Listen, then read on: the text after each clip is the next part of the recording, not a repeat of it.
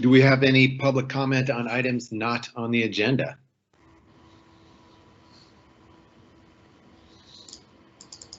All right, seeing none, our first action item will come from Vicki. So this is a request for the board to approve and chair to sign a sales order agreement to purchase 36 express boat terminals for ADA voting.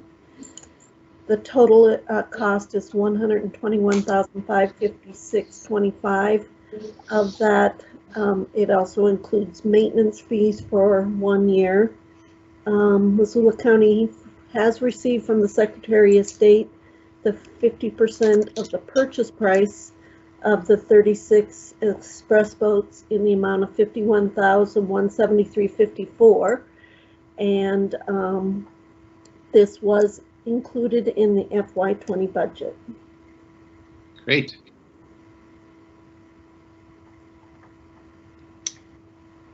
Looks good.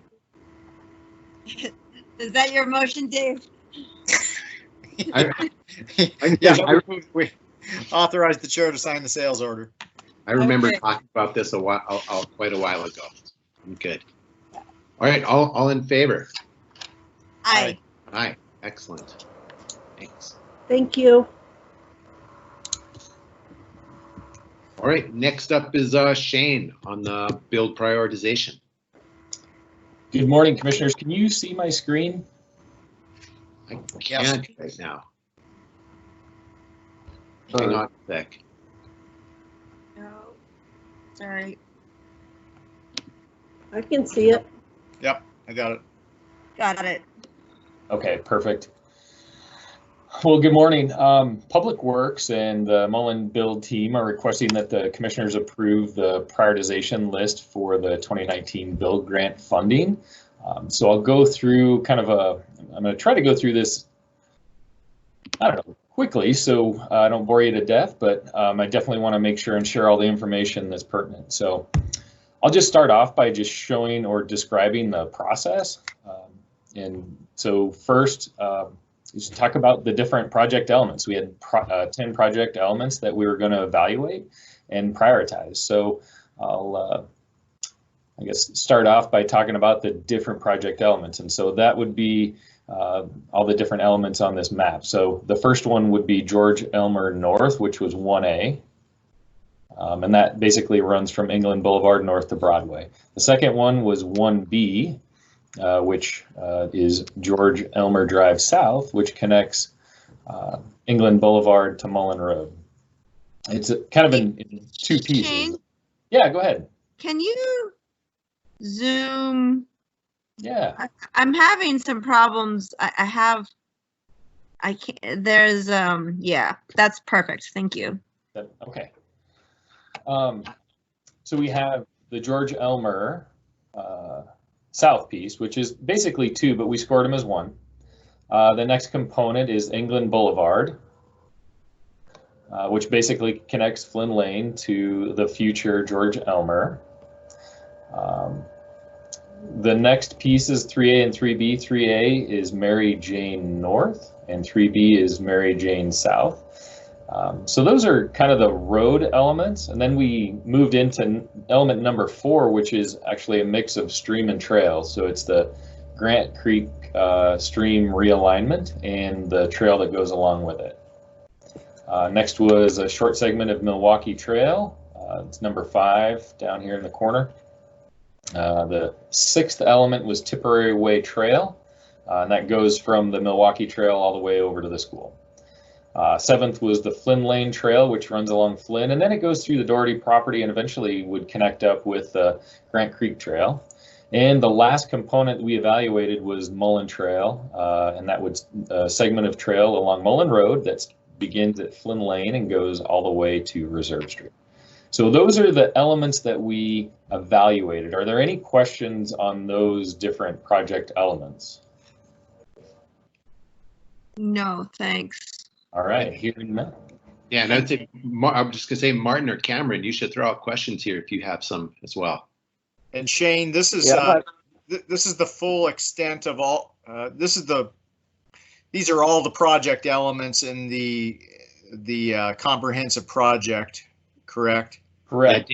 Yeah, this isn't the version 1 and then the second grant proposal. This is the whole, I understand this is the whole deal. Correct. Yes, this is what we applied for, and we applied for 23 million. We ended up receiving 13, which is great, but that also means we have to determine which project elements we're going to construct. So, and that's part of this process, and I'll get into that later. We're not asking you to make a decision today. We're just asking you to agree with our prioritized list. Martin, you had a question, I think. Yeah, I was just say I'm not able to see the map. I assume that it'll be maybe uploaded after the meeting. Yeah, and it's on our website, Martin, mullenbuild.com. Okay.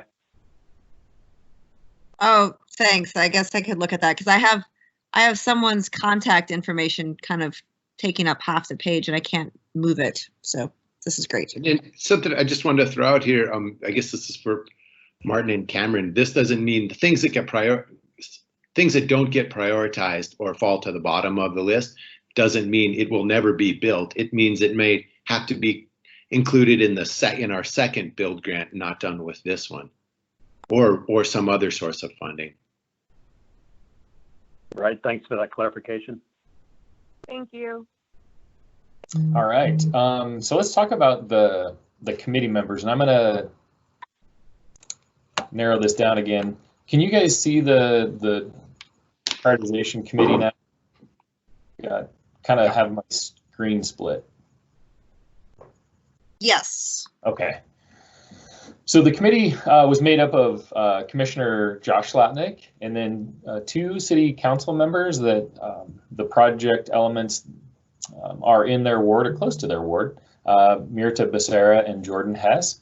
And we had Ryan Frey with the Missoula Building Industry Association, and then Jim Bashand with Missoula Organization of Realtors, Kim Luttrell with the Missoula Chamber of Commerce, and then Jeremy Keene with City Public Works, and myself with County Public Works. And we couldn't have a group of 20, and you try to manage the size of your committee, and we tried to get as many interested parties as well as representation of the public. And we felt like Josh and Mirta and Jordan would all be good spokes people for the communities and the county, and Ryan, Jim, and Kim, they're going to be able to advocate for their different organizations and groups without, we felt like we couldn't get a contractor specifically, so we wanted to get more of an organization representative that would represent all the contractors. So it's not just one developer out there, if that makes sense.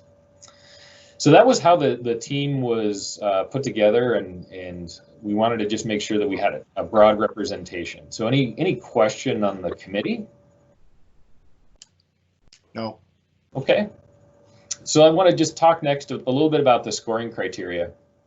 We developed the scoring criteria, and I'm going to bring this memo up, and I'll make this large. So if you remember back in March, we brought this scoring criteria in front of you to get your blessing on that.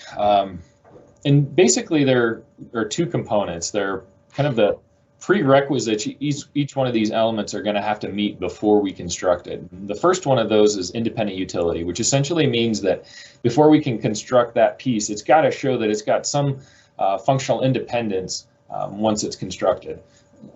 In a nutshell, we just don't want to build a bridge to nowhere type piece of infrastructure.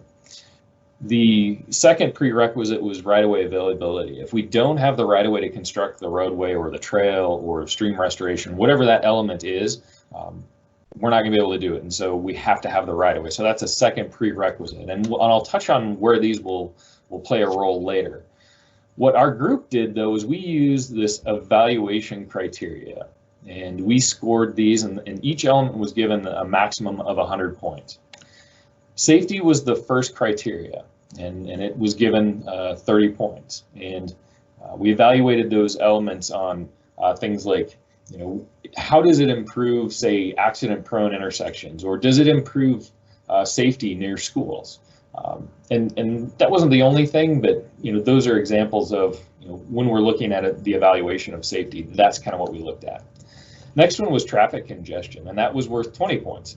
So we looked at maybe how does that particular element, if it's constructed, does it somehow improve, say, the congestion at Mullen Reserve, or does it improve the congestion at Mullen and Flynn, or does it improve the congestion at say George Elmer Drive and Mullen? So those were types of things we were going to compare and contrast on traffic congestion.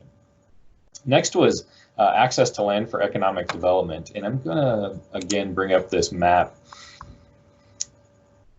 We know that there's development in this area right now. There's groundbreaking going on, right? And so that, knowing that, you're going to score that a little higher versus maybe an area like just right down the road on Broadway where there's no formal development, there's no plans, but we're certain that area is going to develop in the future, just no plans yet. We do know there's development on this area 3B or the Mary Jane Boulevard South segment. We know there's development over here on the George Elmer South piece, both south and north of 44 Ranch. So we know there's lots of development planned here. So those were how we compared and contrasted these different elements. It was essentially which one of these elements has construction coming right now, in the near future, and then maybe in the distant future. And then next we looked at transportation choice. And so basically what we want to see there is these elements are going to provide different modes of transportation. A roadway, for instance, can provide transportation for cars, but it also can provide transportation for buses. And if we have sidewalks and bike lanes, which we plan to, we're also accommodating those non-motorized. The trails also provide transportation for bicyclists and pedestrians, especially like if you look at Mullen Road, where it's just really hyper focused on vehicles. A trail along Mullen Road provides an additional mode of transportation, and so those elements might score well based on transportation choice, and that was given 20 points. The last element, and I got to tell you that these first four, we brought those out of basically the application that we sent for Build Grant. Those were kind of the four reasons that we shared with our friends in Washington, D.C. when we're asking for funding. Here's why we're asking, because we're trying to provide infrastructure that provides these elements. The last one, though, was environmental review, and I'll go back to the map. We all know we're going to have to go through NEPA to build any of these elements with federal dollars. So they're kind of all equal on that standing, but they're all a little different in the potential for additional permitting or environmental review. And I'll give you some examples. Broadway is an MDT owned and maintained facility. Mullen Road is an MDT and owned maintained facility. Up to Flynn, it becomes a city federal aid route east of Flynn, though. So how that impacts how we might score, we know if we're going to connect, say, Mary Jane North to West Broadway, we're going to have to coordinate with MDT, but we're also going to have to get Transportation Commission approval. So there's some steps there that we're going to have to make sure that we go through that process to be able to build this facility. Additionally, I'll use the stream restoration component. In order to do stream restoration, we're going to have to get a 404 permit through the Army Corps or SPA 124 permit through Fish, Wildlife, and Parks. So there's some additional permitting there that we'll have to do. So those are examples of things that we considered when scoring for environmental review. So any questions on that component? No, thanks so much for explaining that. Okay. And I apologize if this is very boring, but I want to make sure that you all understand how we got to where we're going. So we met with our committee April 23rd, and we went over the scoring criteria. Similar to what the conversation I'm having with you right now, we shared a lot of information on how those folks that are on the committee might score and why. so we went through the criteria and the different project elements in detail and answered and asked. There were a lot of questions asked. So then independently, each member went and then scored on their own. And then on April 29th, we met and shared scores and had a lot of discussion on why and how they scored. And then we compiled those final scores. So that essentially is how we got to this final priority list. And I'll, I don't know if you can see this bottom list, but I can make it bigger if you'd like. But essentially, Mary Jane Boulevard South was the #1 priority. Mary Jane Boulevard North was the #2. Tipperary Way Trail was the 3rd. Now, and I'll open up this map really quick on the side here, just so I can point to some of these. So this Tipperary Way Trail is number 3. It's the #6 element, but it was ranked #3. George Elmer Drive, south, so from England Boulevard down to Mullen Road, that was the #4. #5 was this England Boulevard connector. The Mullen Trail was #6. George Elmer North, up in this area, was #7. The Flynn Trail was #8. #9 ranked element was the Milwaukee Trail, the short segment. And then final ranking was the Grant Creek Restoration and Trail. That was the #10. And so any questions on that? And just to be clear, simply because in this planning process right now, given the 13 million we have, simply because Grant Creek ranks #10 does not mean that's a low priority for us. And Dave, I want to throw something out in there just that I got out of this conversation, because when I participated in this meeting with Shane and everybody, it was a crash course for me on understanding these prioritizations and how this works. For the record, Shane did a great job of teaching everyone on that meeting how this works. Anyway, if you look at this map, most of the stuff, pretty much all the area that is in the northwest, we do not, as of yet, have secured right-of-way. Now, it seems like we're on that path. It's going to happen, but it's not nailed down right now, which means, and please correct me if I get this wrong, Shane, we have a lot of risk by saying, oh, we're going to get that done. Because if we don't get it done within a certain time frame, we have to pay money back. So this is all about risk, right-of-way, and that chunk of geography, not a creek versus a road or a project that's more difficult than a project that's easy or something like that. And then our goal is to be successful with the second round of build, and which not only does it get us more money, it buys us some more time with which we can secure this right-of-way and get these things done. That's how I framed it in my own head. And Shane, please fill in the gaps I missed there. Yeah, so I have some notes that I also wanted to share.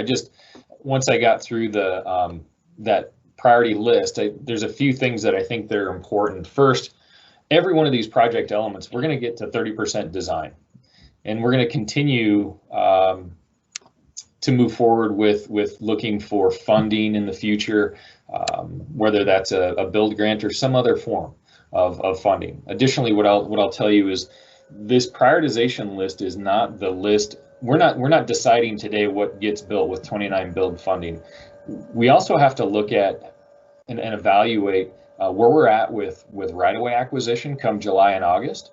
We have to look at independent utility still, and we still have to look at project costs of each one of those elements, because we have a limited amount of funding. And so probably sometime in July and August, we'll meet back up with you folks and get your thoughts on which project elements we want to move forward with funding. This project prioritization is one component of determining what we build. So we have quite a few more steps to go through. This is just one of the many. Additionally, what I'll tell you is, I'll use let's say the Grant Creek restoration. We don't have right-of-way right now, but we're going to continue to move forward on trying to acquire that right-of-way and come to an agreement with the property owners. So at a certain point, we'll have 30% design and hopefully have the right-of-way ready to go, which makes this a very competitive project element for future grant applications, whether that's build funding or some other funding source. Having those pieces ready to go is huge. So it's not that we're not going to move forward with any of these in the future. Just we have to determine at some point what we're going to build with the limited funding that we did receive. So hopefully that's super important what both you and Josh said. I just wanted to drive home the message that in no way, shape, or form does this reflect any lack of prioritization of stream restoration, because this is something that will at some point in time get done. It's just a matter of how we sequence all of this given the considerations that you've outlined and the available funding right now. Yeah. Even if we were to say Grant Creek restoration is actually our primary desire, we wouldn't be able to do it without right of way. So there's a prioritization is a great word to describe what we're doing, but it also kind of doesn't quite encompass everything. It's sort of if you mix the sense of the version of what priority really means with also kind of accomplishability or reality. I'm kind of stretching words a little bit here, but you see what I mean? If we were to say this, doing the northwest part of this map is the thing we want to get done most. We just can't because we don't have right of way. So we have to step back and look at, well, what can we do? And of the things we can do, what's going to be the biggest bang for the buck, which means things like independent utility and difficulty or lack of difficulty with environmental review. So it's a nuanced thing. It's by no means any sort of a bait and switch with what we were originally proposing. Oh, and I mean, our best hope and a hope we are working hard on, a desire here, is to secure right of way and secure more funding and see all the projects on this map reach reality. Yeah, and we are applying for 2020 round of build, and if we're successful in receiving the additional 10 million, then I would imagine that all of the elements would get constructed then. Just in 2 separate contracts. So I guess a few more little updates too. We should have 20% design cost estimates probably this month, later this month. And that'll, that's going to give us a little bit more information. I can give you guys a little bit more thought on what we might be able to build and not be able to build. I don't have that information right now, but then again, in July and August, we'll have 30% design, pretty accurate estimates. We'll know at that time what we have for right of way, and we can look at and evaluate each one of these elements again based on the prioritization, what we have for right of way, independent utility, and cost, and then make the decision then on what we put in the grant agreement with the Federal Highways and construct, and hopefully next summer. So any other questions or comments? If there aren't any, I guess I would ask the commission to approve the prioritization list as presented. Yes. Am I off mute? Yes. You're live. I can't see anything. I move that the board approve the Mullen Build prioritization list. Is prioritization the word you guys want to use? Yeah, that's what it's called. Okay, great. Second. And before we go to the vote, I just had one other comment here, just to say that meeting that Shane was talking about, it was a great process. I thought we had really good discussion and ended up with quite close to consensus. And the differences were mild.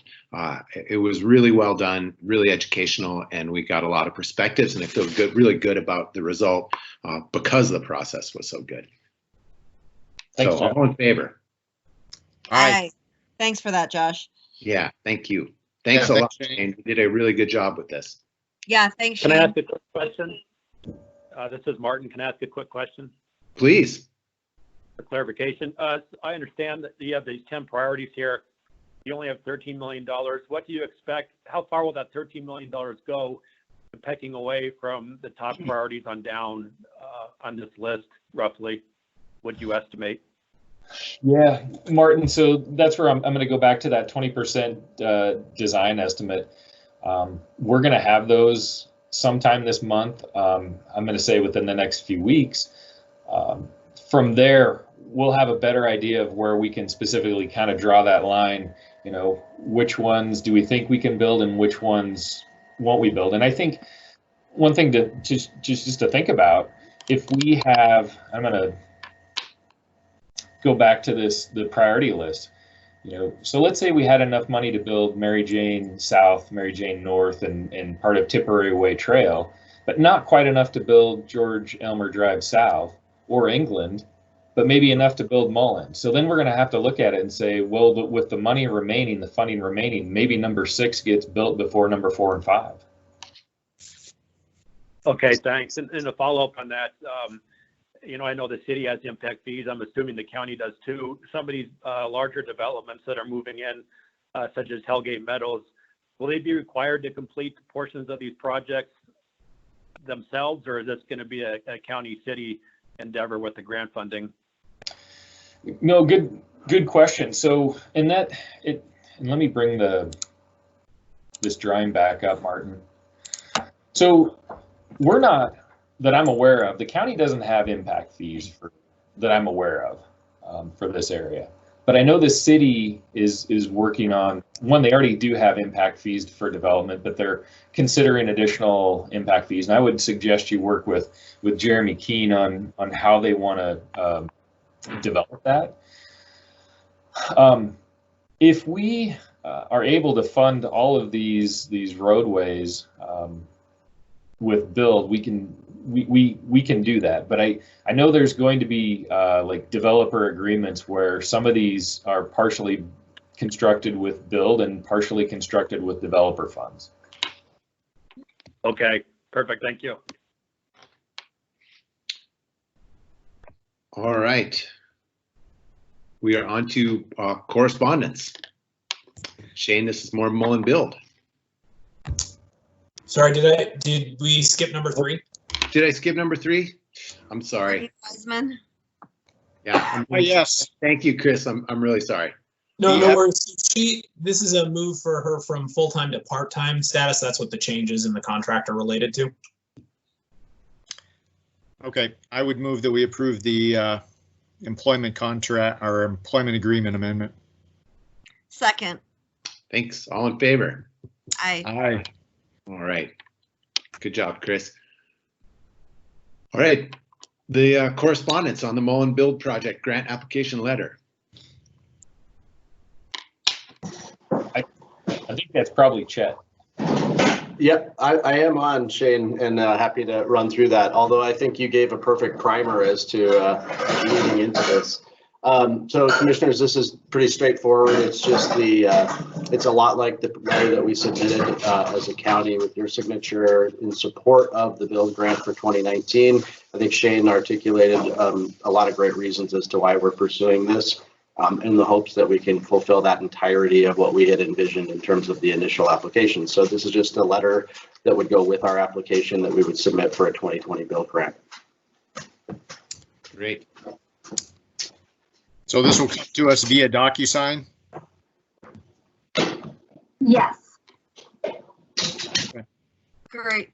Sounds good. Yeah, thanks for all the work that went into it. Yeah, thanks. Do we have commitments from all our delegates?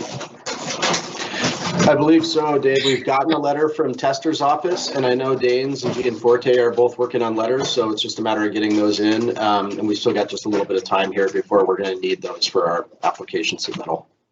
Okay, thanks. Hey, I have one other correspondence item, Josh. Sure. Quasi correspondence. So I got a phone call yesterday from someone you might know, Roger Hinther, out there in Target Range. Maybe not. In any event, he's always taken a keen interest into what goes on up in the Deep Creek area. I think he's dialed into the shooting range up there and wanted to report that there's just a ton of trash that's been building up. And I don't know if it's within our road right of way or whether it's on Southern Pines property or what. But anyway, he wanted to bring that to our attention. I don't know if, is Shane still on the line? I just wonder if someone might, in their normal duties, be able to just take a look. Take a look to see where the trash buildup appears to be. And I was going to maybe reach out to Fish, Wildlife, and Parks just to let them know. I think it's all the more reason to still go forward with our summit at some point. Yeah, I was just going to push on that, Chet. I know we're all busy with tons of things, but maybe just what do you think about revisiting that as a topic, just a Deep Creek Summit to talk planning present and future?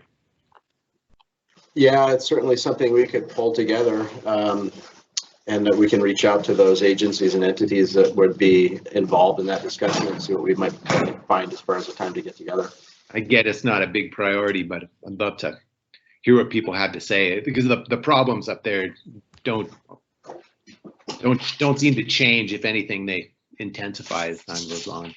Well, yeah, what Roger was describing to me was that in the midst of our COVID-19 pandemic, it's, I mean, it's just some of the unseemly behavior and whatnot that's going on up there is still happening. So, yeah. Dave, I may have missed it if you said it already, but is this scattered trash just all along the road to Deep Creek, or are there some sites that might be worse than others? Well, Roger was, I think, focused on some sites that are particularly bad, and he and some other folks were wanting to just go up there and start cleaning it up, although they were worried that their 70-plus-year-old backs might give out in the process. But he was describing a whole range of activities such as ATVs scrolling around on property, to folks squatting, to, I mean, the trash situation. So. Yeah, I'll as a first step reach out to Fish, Wildlife, and Parks and just see where they've been as far as presence goes. I'd assume that probably some of that activity is occurring on their fishing access site that's there near the mouth of Deep Creek. Well, there was that, and I got the impression the way Roger was describing it, some of it's closer, farther up the road to the shooting range. So I don't know what the mix of property ownership is up there, where the former Weyerhaeuser lands lie, and to what extent they're kind of engaged in all of this. Okay, I'll start there and then I'll let you know what I find out. Okay. Thanks, Chet.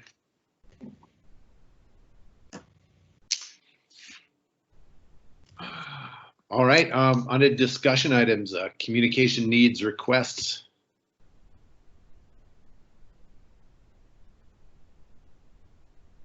Is it ironic to say we're silent on communication today? Oh, Okay, Josh, I'm sorry. I have one quick question. Is Shane still on? Yeah, I'm still here. Have you guys touched bases with Dan Ekstrom? I haven't, Juan. I can give him a call though before we. Good. I can add that to our agenda for Monday and make sure to give him a call. He called me last night and we kind of talked about the sprinkler thing, and he said that he make sure that sprinklers aren't on the road, and so anyways, Juan, he's going to do that. he said that was no problem, and he Way did to think go. it had been a problem in the past, and I didn't want to argue with him. So anyway, so yeah, if you could talk to him about possible dust solutions, that would be great. Okay, we can do that one. Thanks. Juan, does this mean with one phone call you altered a 20-year pattern of behavior? No, it does not. Yeah, we've got a few other phone calls for you to make. You should take on Deep Creek. Yeah. Well, who knows what will happen when Shane actually talks to him, but. Okay. All right, thanks, Shane. That's good news. All right, we have some COVID comments, instructions, etc. Anybody want to chat COVID? I don't think there's anything new unless Chris has something, but I'm not aware of anything new. Nor am I. I would just say to our media friends, we're looking towards infusing some more money into our COVID fund, but waiting to see, before we do that, what happens with the governor's money. I did get a report back at like 8:02 this morning that the site had crashed, but that it was back up 20 minutes later, and that it's looks like it's kind of a first come first serve thing, sort of like PPP. So there's a lot of intensity and flurry around it. Yes, there were lots of spinning circles and 504 gateway errors. Yeah. Nothing to make your morning like a 504 gateway error. Yeah. Yeah. I had my oldest daughter on it for our family business, so I was getting tech updates. Okay, on to item number 3. Yeah, Commissioners, this is John Hart, and I want to talk with you about a lawsuit that's recently been filed against Missoula County by a developer, Freestone LLC. And in talking with you about this lawsuit, I'm going to at least touch on some of the litigation strategy that the county will employ in defending this lawsuit. And so I'm going to ask the commission to make a motion to close this hearing. Okay, I'll make a motion to close the hearing.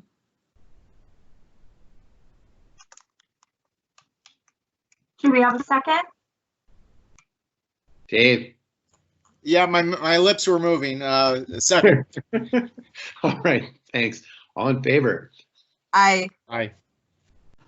So Commissioners. we have a separate meeting in